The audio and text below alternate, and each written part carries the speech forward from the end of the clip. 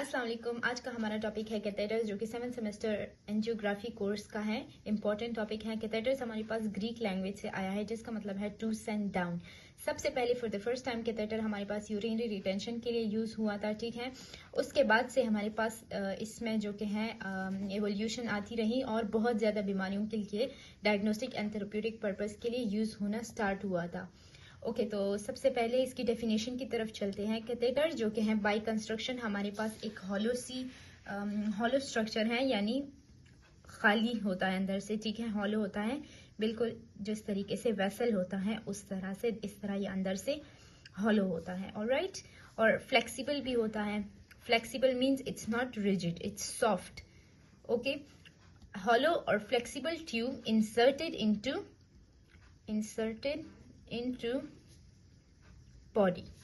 अब बॉडी में कैसे इंसर्ट करते हैं? बॉडी में हम इसको वेसल के थ्रू इंसर्ट कर सकते हैं, बॉडी में हम कैविटी में इंसर्ट कर सकते हैं, इसको किसी डक्ट में भी इसको इंसर्ट किया जा सकता है। बाय एनी मीन्स हम इसको बॉडी में इंसर्ट कर सकते हैं for therapeutic use as well as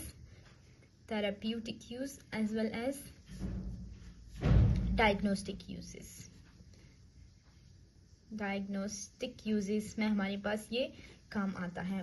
दोनों में हम यूजेस इसकी पढ़ेंगे इंशाल्लाह। ओके, तो सबसे पहले हम आते हैं कंस्ट्रक्शन की तरफ। कंस्ट्रक्शन इसकी क्या है? कंस्ट्रक्शन कहते हैं कि ये किस चीज से बना हुआ है। हमारे पास बहुत ज्यादा इवोल्यूशन आती गई और उसी तरह हमारे पास इसकी कंस्ट्रक्शन में जो कि है चेंजेस भी आती गई, ऑलराइट। तो ये बहुत ज्यादा पॉलीमर्स से यूज होते हैं। पॉलीमर्स मीन्स कुछ मटेरियल्स को कंबाइन करके एक साथ तो उनसे बनाया जाता है, जिनमें आता है पीई, पोली इथाइलिन, टेफ्लॉन हमारे पास मिलके बना होता है फ्लोरोपोलीमर्स से, ठीक है। फ्लोरोपोलीमर्स, टेफ्लॉन, पोली इथाइलिन, पोलीयूरिथेन, ओके, पोलीयूरिथेन, सिलिकॉन और पीवीसी भी है हमारे पास, जिसे पोली विनाइल क्लोराइड कहते हैं। पोली टेट्रा फ्लोरो इथाइलिन, ठीक है। पोली टेट्रा फ्लोरो इथाइलिन ये भी हमारे पास है। जो सबसे सेफेस्ट फॉर्म ऑफ जो कैथेटर्स है वो हमारे पास सिलिकॉन है, क्योंकि ये हमारे पास एलर्जिक रिएक्शन कॉज नहीं करता। तो इसीलिए ज़्यादातर ये हमारे पास यूरिनरी प्रॉब्लम्स में यूज़ किया जा सकता है। यूरिनरी यानी यूरिन जो फ्लूइड से हम लोग ड्रेन करते हैं, ड्रेनिंग पर्पजेस के लिए इसको यूज़ किया जाता है। ड्रेनिंग पर्पजेस के लिए मोस्टली सिलिकॉन को यूज़ किया जाता है। बाकी हमारे पास जो प्रोसीजर्स होते हैं आजकल बहुत इंपॉर्टेंट से, जैसे कोरोनरी एंजियोग्राफी वगैरह वगैरह, रीनल के लिए, ब्रेन के लिए भी किया जाता है, उसमें टेफ्लॉन ये सारे वगैरह यूज़ हो सकते हैं, ठीक है। तो ये हमारे पास कंस्ट्रक्शन हुई कैथेटर्स की। पहले हमने पढ़ा कैथेटर क्या चीज़ है, फिर हमने कहा ये किस चीज़ से बना है। अब हम पढ़ेंगे कि इसकी कैरेक्टरिस्टिक्स क्या चीज़ें हैं। ओके, कैरेक्टरिस्टिक्स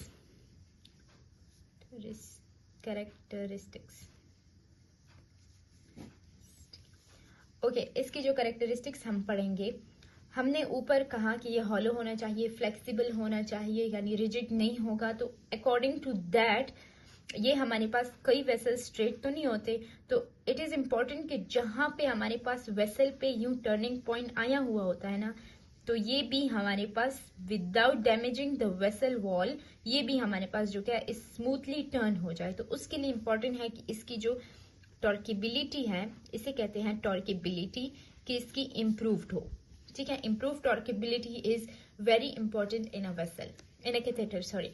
ओके, उसके अलावा बाकी इसमें इसकी स्ट्रेंथ, स्टिफनेस वगैरह ये सारी चीज़ें भी इंप्रूव होनी चाहिए। ऐसा ना हो कि वेसल के दरमियान ये कहीं पे खुद ही पड़ जाए या वेसल को डैमेज करके उधर हेमरेज वगैरह कॉज करे। इसके अंदर हम लोग कॉन्ट्रास्ट भी देते हैं, इसके अंदर हम लोग जो कि हैं मेड्स भी प्रोवाइड कर सकते हैं, ड्रेनेज भी करते हैं, ठीक है, ड्रेनेज भी करते हैं हम लोग। इसमें कंट्रास्ट भी दे सकते हैं हम लोग, इसमें इससे फ्लूइड ले भी सकते हैं, ठीक है, कलेक्ट डायरेक्शन ऑफ फ्लूइड भी हम लोग कर सकते हैं, चाहे वो ब्लड हो, जो भी हो। तो ये सारी तमाम प्रॉपर्टीज हैं इसकी। ओके, उसके अलावा हमारे पास इसमें फ्लेक्सिबिलिटी भी होनी चाहिए, फ्लेक्सिबिलिटी।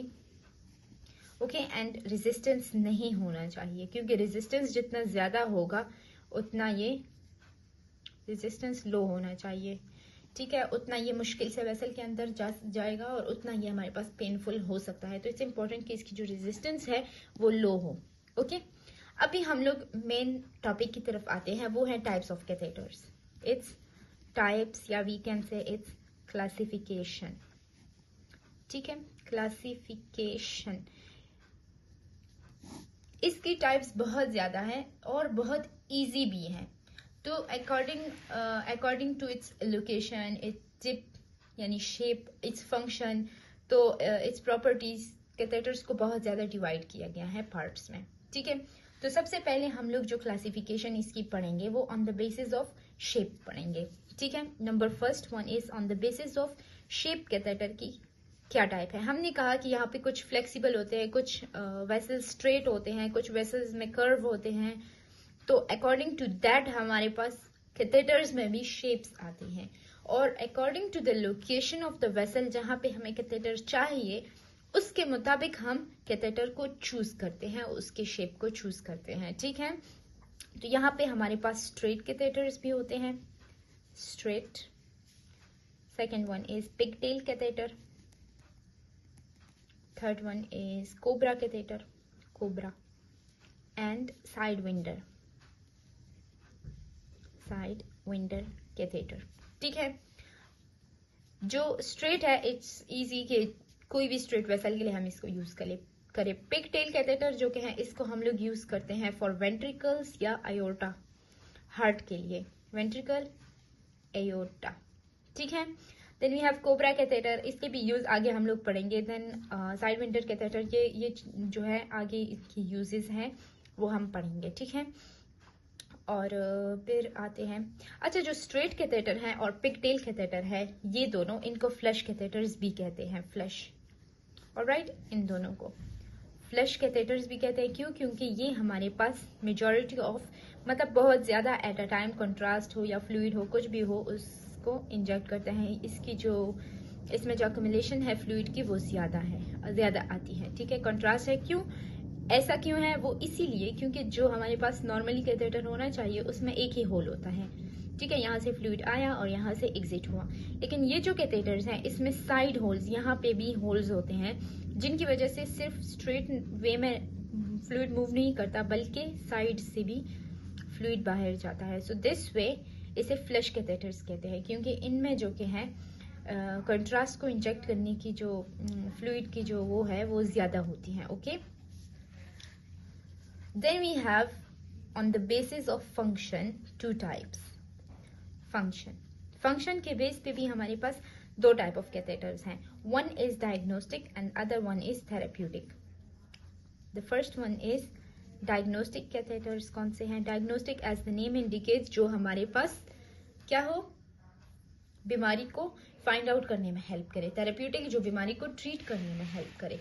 अब वो कौन से कैथेटर है जो बीमारी को फाइंड आउट करने में हेल्प करती हैं? तो उनमें आती हैं, उनमें हम लोग एग्जांपल में ले सकते हैं एंजियोग्राफिक, एनजीओ वाले जो होते हैं, रीनल, बाकी ऑर्गन को भी हम लोग प्रोवाइड कर सकते हैं कैथेटर की हेल्प से, फ्लूइड वगैरह हर एक चीज, ठीक है.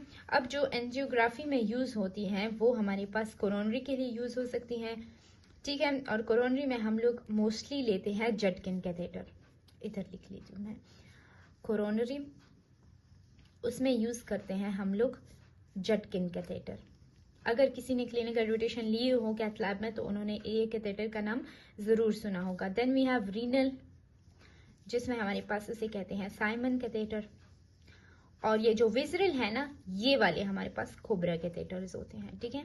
जो हमने ऊपर कहे according to the shape, cobra catheters कौन से, जो विजरल में यूज होते हैं. अकॉर्डिंग टू द फंक्शन में भी हमने क्या कहा, कोबरा कैथेटर्स आते हैं. कौन से कोबरा कैथेटर का फंक्शन क्या है कि वो विजरल यानी ऑर्गन्स के लिए यूज हो. रीनल के लिए कौन से, साइमन्स वाले. कोरोनरी के लिए जटकिन. ओके, तो ये हमने डायग्नोस्टिक पढ़ा। अब हम लोग आते हैं थेराप्यूटिक यूज की तरफ। थेराप्यूटिक में हमारे पास 3 टाइप्स ऑफ कैथेटर्स यूज होते हैं, ठीक है। यहाँ पे वेसल्स के लिए, रीनल के लिए, ऑर्गन्स के लिए हमने पढ़े। यहाँ पे हम लोग पढ़ते हैं थेरेपी है ना, तो कुछ कैथेटर्स हम लोग यूज करते हैं ड्रेनेज पर्पस के लिए, यानी फ्लूइड को ड्रेन करना हो। कौन सा फ्लूइड? वो फ्लूइड जो फ्लूइड हो, ये सिंपल या फिर एब्सेस हो, दोनों में। एब्सेस में हमारे पास चाहे वो बिलियरी हो, चाहे वो प्लूरल हो, पेरिटोनियल हो, एसाइटिस हो, ठीक है, वो हम ड्रेनेज में जो कैथेटर यूज करते हैं वो थेराप्यूटिक कैथेटर्स कहलाते हैं। Okay, then second one we have is balloon catheters. Balloon catheters वो होते हैं कि जहां पे भी हमारे पास वेसल में जहां पे भी हमारे पास नैरोइंग आती है, ये वेसल है, इसमें हमारे पास यहाँ पे नैरोइंग आई, ठीक है, यहाँ पे कोई प्लेक है, कुछ भी है, ठीक है, तो बैलून उसमें तब यूज करते हैं उन वेसल्स में कि फॉर एग्जांपल ये नैरोइंग है, ठीक है, पहले इस प्लेक को हटा देते हैं, ये वेसल है हमारे पास, प्लेक हट गया, ठीक है, लेकिन फिर भी हल्की सी यहाँ पे यूं करके नैरोइंग मौजूद होती है, तो क्या करते हैं, कैथेटर्स को इधर ले आते हैं और उनमें यहाँ पे स्मॉल बैलून होती हैं, बाहर से फ्लूइड देके इस बैलून में एयर इंजेक्ट कर लेते हैं, जिसकी वजह से ये वेसल में फूल जाता है इस तरीके से, और वेसल्स हमारे पास नॉर्मली अपनी पोजीशन में आ जाता है, वेसल वॉल्स जो के होते हैं। अब इधर वेसल को ऐसे भी छोड़ देते हैं, या तो फिर उनमें स्टेंट प्लेसमेंट कर देते हैं। स्टेंट से ये होता है कि वो दोबारा कभी भी उसमें नैरोइंग नहीं आती। ऑलराइट, तो ये हमारे पास बैलून यानी थेरेपी हमने की है। कहीं पे जहाँ पे प्लेक था वो हमने रिमूव किया, वहां पे बैलून को एयर को इंजेक्ट किया, बैलून इन्फ्लेट की, और उधर स्टेंट प्लेस भी कर सकते हैं और नहीं भी प्लेस कर सकते, ठीक है, ये बात आपने इसमें याद रखनी है। ओके, तो बैलून में हम लोग क्या करते हैं, इन्फ्लेशन करते हैं इसकी वेसल में, inflated in vessel, plus stent भी प्लेस करते हैं। ओके, कर भी सकते हैं और नहीं भी कर सकते, according to the condition of the patient. The third one we have in therapeutic uses of catheter are central venous catheters. Central venous catheters. अब सेंट्रल वेनस कैथेटर्स पहले भी पढ़ चुके हैं। सेंट्रल हार्ट के लिए हमेशा वर्ड यूज होता है हार्ट के लिए, ठीक है। अब वो कैथेटर जो directly close to the heart लगाया जाए उन्हें कहते हैं सेंट्रल वेनस कैथेटर्स, ठीक है। इसे हम सेंट्रल लाइन भी कहते हैं। जब डॉक्टर्स कहे कि central place the central line, means वो इसकी बात कर रहे हैं, ओके, जो कि हम लोग नेक में भी लगा सकते हैं, चेस्ट में भी लगा सकते हैं, ग्रोइन एरिया में भी लगा सकते हैं। ऑलराइट, और इसके मजीद 3 टाइप्स हैं, ठीक है, इजी है, गौर से सुने। Tunneled, non tunneled and subcutaneous, जो कहीं नहीं है, subcutaneous. Tunneled catheters are those catheters जिसमें हमारे पास ये सबक्लेवियन वेन को देख लेते हैं, या फिर सुपीरियर वेना केवा वगैरह हार्ट के करीब वो वेसल्स जो होते हैं उसको देख लेते हैं, उधर प्लेस कर लेते हैं, ठीक है, इसको प्लेस कर लेते हैं थोड़ा दूर से, ठीक है, और फिर इसके आगे यहाँ पे इसके ल्यूमेंस होते हैं। नॉन टनल कैथेटर्स ये है कि डायरेक्टली किसी भी बड़े से वेन में इसको प्लेस किया, ठीक है। सबक्यूटेनियस वो है कि अंडर द स्किन ये पड़े होते हैं, ये कैथेटर्स हमारे पास ओवर द स्किन नहीं होते। Alright, tunnel, non tunnel and subcutaneous की समझ आपको आ गई। अब हमारे पास जो ये टनल और नॉन टनल कैथेटर्स होते हैं ना, ये जब आर्टरी में वेन में ऐसे करके प्लेस कर लेते हैं, ठीक है, तो इनके वेसल्स के बाहर यहाँ पे हैंग होते हैं इसके ल्यूमेंस हैंग होते हैं। यहाँ पे मैं 3 बना लेती हूँ, ठीक है, हर ल्यूमन में होल होता है, ठीक है। अब ये वाला lumen for example contrast studies के लिए है, ये वाला ल्यूमन हम लोग ब्लड कलेक्शन के लिए करते हैं, टेस्ट्स वगैरह लेने के लिए, और ये वाला ल्यूमन कर लेते हैं मेडिकेशन के लिए। तो इस तरीके से इनके हर ल्यूमन डिफरेंट होती है और हर ल्यूमन के अकॉर्डिंगली इनकी फंक्शंस होती हैं, ठीक है, अभी चलते हैं नेक्स्ट टाइप की तरफ। अभी फिलहाल हमने पढ़ लिए types of contrast on the basis of its shape and on the basis of function. Shape में हमारे पास स्ट्रेट, पिगटेल, कोबरा है। फंक्शन में हमारे पास डायग्नोस्टिक एंड थेरेप्यूटिक कैथेटर्स हैं।